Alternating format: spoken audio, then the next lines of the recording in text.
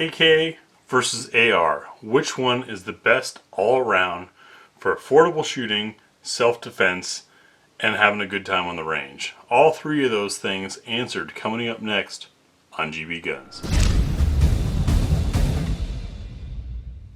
AK or AR? This debate is about as old as the AR is.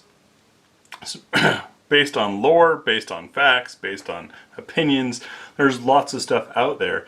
And having personally tested and shot hundreds of firearms for reviews both here on the channel, in magazines, on websites, etc., I think I've got an answer.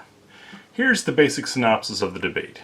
Advocates of the AK tout its reliability, toughness, inexpensive ammo, more energy on target, and just general beat the hell out of it, keeps on going, don't have to worry about it. They criticize the AR, saying the AR needs to be cleaned more frequently, needs to be treated a little more like a princess, costs more, the ammo costs more, and the round, if put through anything shorter than a 16-inch barrel, starts to lose energy rapidly. Advocates for the AR talk about ergonomics, ease of use, reduced recoil, increased comfort, and better accuracy just because of the way the whole setup is. So which one is best? I've got the answer. This is the Primary Weapon Systems Mark 111 Mod 1M pistol upper in 7.62 by 3.9. It's an 11.85 inch barrel, and it's a piston system with adjustable spots on it. The piston is actually kind of unique and interesting, but you slap this on an AR-15 lower using Duramags like this that are properly designed for the 7.62 3.9 cartridge, and you get all of your love from the AR with the power of 7.62 3.9, the ease, cleanliness, reliability, cooler running of the piston system, and something that handles and feels like an AR. Why this barrel length? Well, that's got its own story.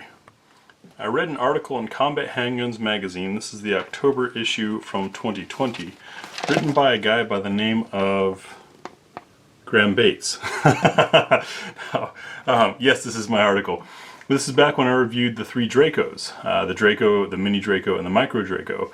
And prior to the work that went into this article, I, like many of you, probably thought that the Mini Draco, the Micro Draco, kind of a range toy. They just are big flashbangs and don't do much for you.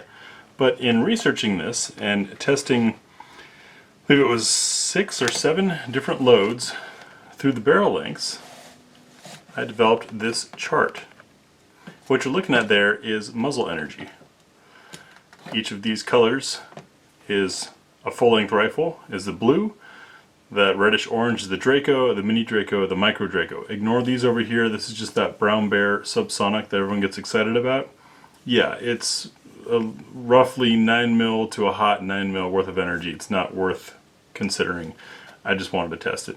But this stuff here, the Draco, which has a 12-inch barrel, putting out 1,175 foot-pounds of energy. That's about what you get from a 55 grain bullet going 3,200 feet per second out of a 16-inch barrel.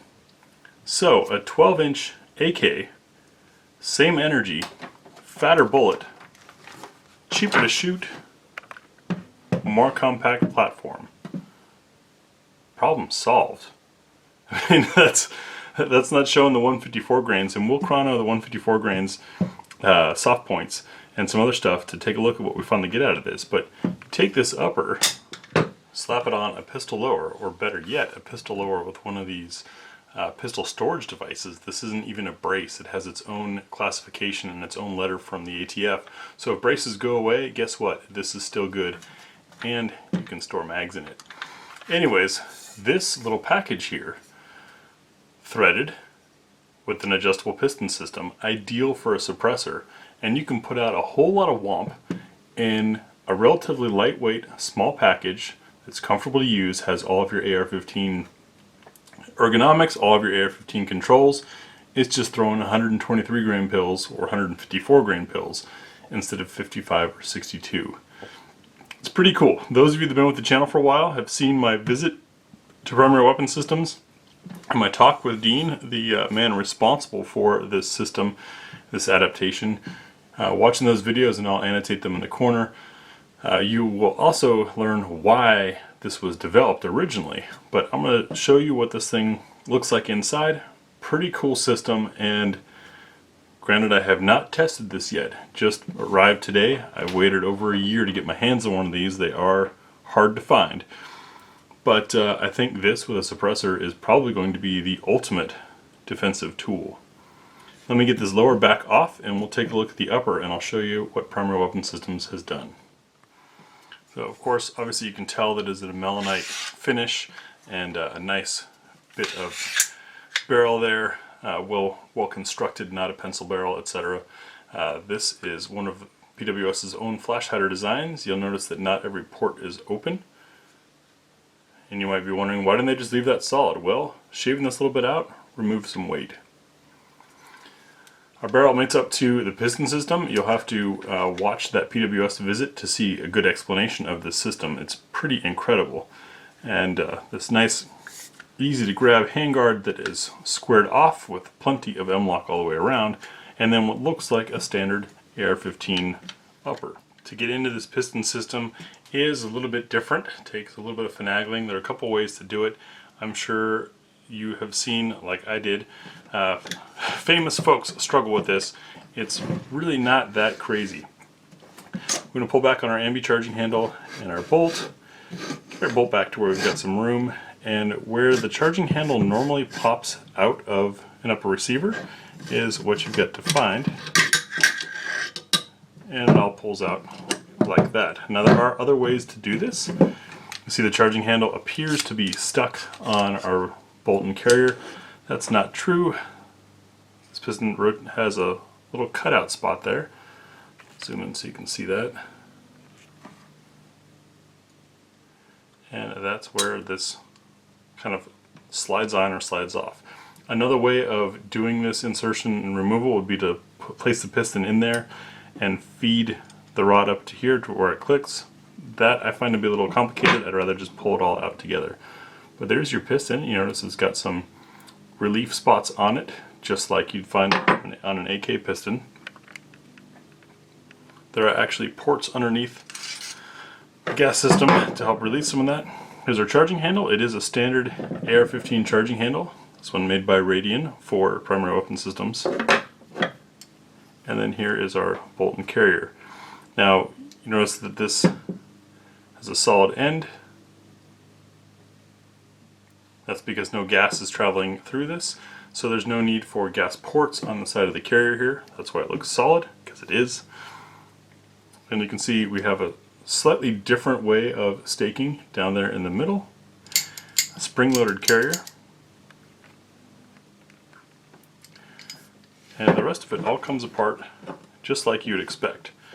So it's not too different from your standard AR as far as maintaining, aside from needing less maintenance, because of course it's going to stay cooler and cleaner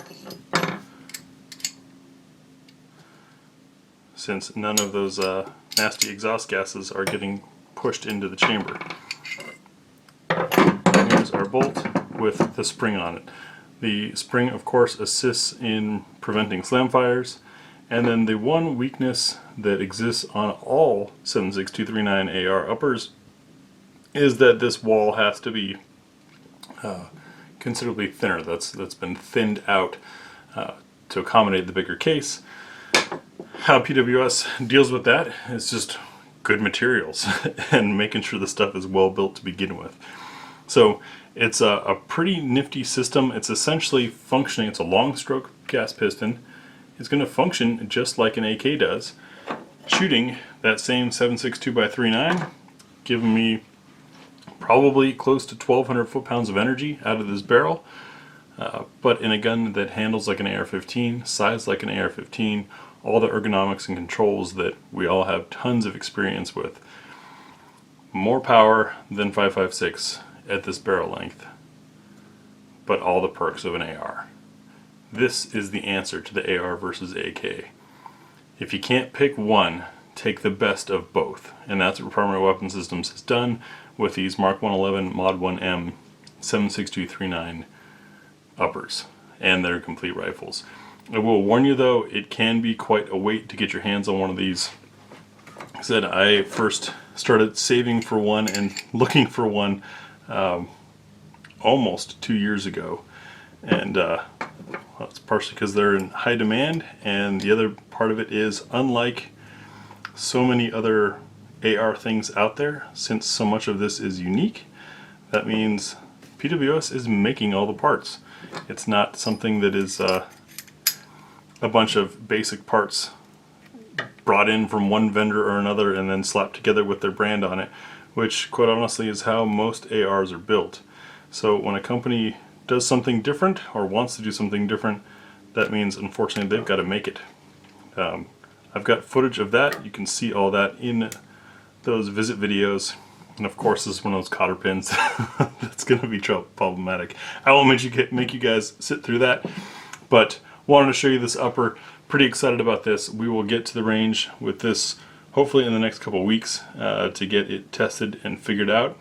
And though we usually test things the way they come, I can tell you this flash hider is probably going to be changed out for a muzzle brake adapter for my suppressor, maybe before the video is done, but if not, certainly after, so I can throw a can on this and have some nice, relatively quiet whoomp on hand as a truck gun, as a field gun, or as a home defense gun. Thanks for watching.